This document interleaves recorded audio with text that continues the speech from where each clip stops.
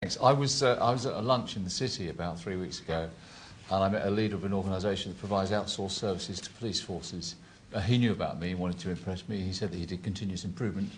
And then he said, well, you see, what we've done is speeded up the custody management suites so that when police officers bring in a felon, they go back out to policing within 10 minutes rather than 2 hours. I said to him, that's very interesting, but having studied what's going on in custody suites, you find that more than half the people going through there shouldn't be there at all. The lever for improvement is different and massive. He changed the subject because, of course, his contract is based on transaction volumes. It reminded me of a conversation I had 8 years ago with an organisation providing outsourced backlog busting services for housing benefits. Now, everybody had to comply with the DWP's front office, back office design. The consequence of that was a massive amount of backlogs in the back office. The DWP recommended backlog busters to come in and do that. One of these backlog busters, Chief Executive, actually saw some work we did in housing benefits, which had a radical improvement in performance, no front office, back office. And he said, oh, that's great, we should take that to other councils. I said to him, well, you've got 6 backlog busting jobs you're doing for councils here. They're your opportunities. Go to those councils and say, hey, we could fix your benefit service so you don't need the backlog busting. He looked at me and said, that wouldn't be commercial. The front office, back office thing is very important because we've seen the growth of industrialisation of services. I was very pleased to see that Birmingham City Council has woken up to the fact they're paying capita hundreds of millions of pounds a year to service failure demand. The good news is they've woken up to it. They haven't yet understood the causes. The causes are primarily in industrial design, separation of front from back office, standardisation of work, specialisation of work.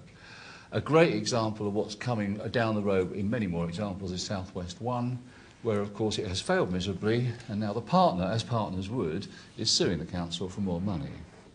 Let's move quickly to health and social care. When we study health and social care, we find that demand isn't rising, it's actually stable. When you have a look at what's going on in health and social care, you find that the majority of demand in health and social care is what we would call help me demand as opposed to fix me demand. When you study what's going on with the help me demand, you find that the services, this is very much like you've just heard from Swindon, absolutely right. You find that what's actually happening is because all of these services are fragmented and functionalised and look at people with their own lens and don't understand people in their context, we frequently end up commissioning something that doesn't solve a problem.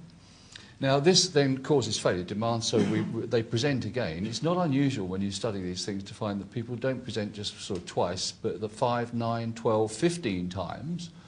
So actually what's happening is the way we're doing commissioning is driving costs up massively. Because we commission against the specification and attach to the specification as a price, because the Treasury believes that will create a market. Wrong. It will create more cost, is what it actually does. In my latest case studies book, not an advert for the book, it's just kind of, you know, this is a genuine case. When they studied stroke care in Plymouth, they found that the demand for stroke care was stable, as it is for all health conditions, actually. When they studied, they found it cost £6,000 a patient to look after them. They've improved that service, and the cost is now £3,000 per patient. The tariff is 4. And that illustrates the problem. The tariff should be 3. You see, to commission effectively, we have to move to actual costs, not arbitrary price. A great example of this I do a lot of this work in the private sector, in business to business. The only great example of this in the public sector is housing repairs, where private sector contractors and RSLs and local authorities are working together, delivering repairs to tenants on the day and at the time a tenant wants them. If BT could do that, we'd all cheer. And they're delivering this service at half the original cost. Perhaps we should have in the discussion a chat about why that is almost an impossible thing to buy given current procurement and commissioning rules. How absurd is this world? That's enough for the moment. There'll be plenty more later. Robert. Thank you, and thank you for the introduction. I can start with an exclusive. I am not now, and I do not intend to write a guidance on commissioning. But I am a civil servant and I love writing guidance, so if you ever really, really want one, let me know and we can try and sort that out. But the message I've got wherever I've gone is that people don't want top-down guidance on what commissioning is, and that's something that I'm taking quite seriously, and I don't think that's our role to be telling you exactly how you need to be going about doing this. What I thought I would do was just sort of briefly set out our view of the world of commissioning at the moment, and where we see our role as DCLG, as the government, in that. Local authorities are facing, broadly speaking, the same kinds of challenges. You know what they are, I don't need to repeat them, but they're facing them in different ways. And local authorities are in different places on this. I think this is probably quite an atypical audience as far as local authorities go. But broadly speaking, we find local authorities are looking to be moving from primarily delivery-based organisations to primarily commissioning-based organisations. However, the message that we've got is that they are facing barriers in doing that. What we would view as our role primarily is to be getting rid of those barriers, or helping get rid of those barriers in as far as we can, to allow councils, local authorities to be doing what they want to be doing in this. I'll pick on four of these barriers, areas that we think that we might be able to have some impact. The first is skills. This is something that we've been told by leaders, chief executives, as well as from the supplier side. There's a generally recognised lack of commissioning skills within local authorities. Government's doing a reasonable amount on this. Andy already name-checked the Commissioning Academy that Cabinet Office are doing, which we think is great, and when it does have its full launch next year, very much encourage those of you from local authorities to see whether you can get involved in that. We're also looking at can we create some kind of central hub of information. There's a lot of good practice, information, guidance out there, but it's all over the place. We don't think that it's our place to be setting a central bit of guidance, but we do think that perhaps there is a role for bringing everything together so that there is a clear place for people to go. So that's skills. Secondly, there is a degree of cultural resistance in a lot of local authorities, and we've heard of it from various speakers already. We think we probably have a role here in changing the way that perhaps this is viewed. There's a messaging issue here. I think that when I say commissioning, some of you or some people will hear outsourcing, some people hear procurement, some people will hear strategic commissioning.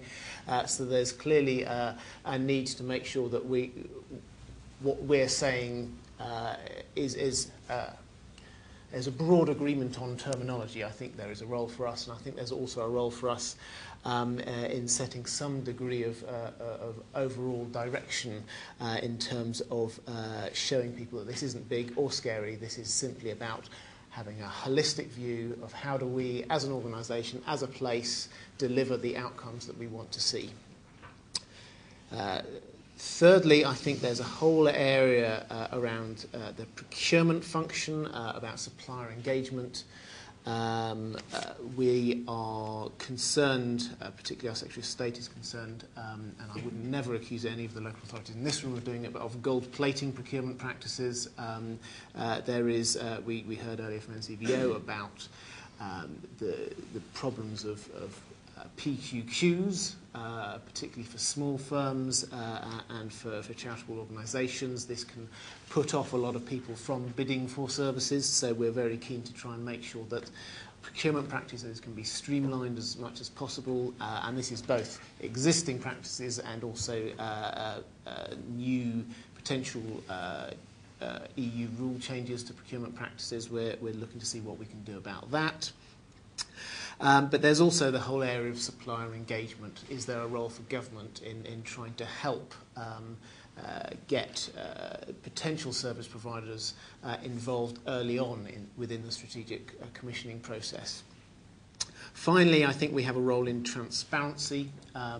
This will all work a whole lot easier for everyone if we have the right information out there in the right formats at the right times. This includes information on performance, this includes information on contracts, this includes information on what tenders are going to be coming up. There's a whole range of information that potential service providers, including potential mutuals, voluntary organisations, the like, need in order for the system as a whole to work effectively. So I think we have a role there. We are committed to refreshing the transparency code, so keep an eye out for consultation on that. That may be one vehicle for us to be working there. So to sum up, I mean, I was asked during the break, am I here to give a message, or am I here to in sort of listening mode? I think primarily I'm here in listening mode. I am very keen to hear from you if there are things that you think that government ought to be doing more of, less of. We're very much still keen on localism. I'm not wanting to be putting down huge amounts of legislation. Our ministers aren't in that mindset either. But we do recognise we have a key role in this, and I'd be very interested to hear any thoughts that you may have on what role we may have. Thank you very much. And Catherine? Okay, well, thanks. Well, I reflected on this question from the point of view of what an organisation, an academic institution like NLGN can do, either alone or in partnership with colleagues like this one. I think some of what we need to do is share ideas. We're working in a lot of different local authorities and we're seeing a lot of good things going on. So what we're trying to do is share those ideas, but at the same time challenge in the nicest but most effective way possible about some of the things that people are doing and some of the things that people are thinking. Because I think we'd argue that commissioning's part of a bigger picture, but it isn't the whole picture. It's part of the answer, but it's not the whole answer. It is a useful discipline for asking difficult questions, and it's a good way of embedding an outcome-based approach rather than a process-driven one. But we've tried to develop a model which shows how commissioning fits in with some of the bigger drivers and levers, which Gavin talked to.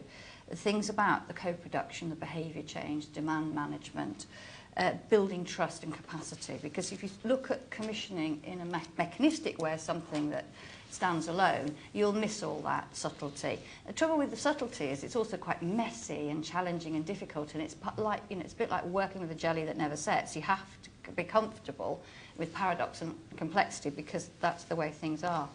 Having said that, we do teach strategic commissioning to master's level. So we tell our students, here are some useful answers. So sorry, I'm arguing against myself there. But we also do executive development programmes which can be delivered as part of, and I'm not taking this opportunity to give an advertisement, just to say some of the things that are available. And of course there are other academic institutions you can go to. But actually giving people confidence in their skills and understanding, and that's where we're able to get some of the challenge in, because sometimes people can come to think they're coming to learn about one thing, and actually we're suggesting they need to learn about something different. Research is really important, and I think, you know, my experience of working with two governments on research is so important to gather and disseminate evidence about what works. And that is, it's actually critical, and you are part of that. You're sitting on a body of knowledge. Some of the things we're doing, piece of work with Birmingham City Council, modelling Birmingham, looking at how you can actually map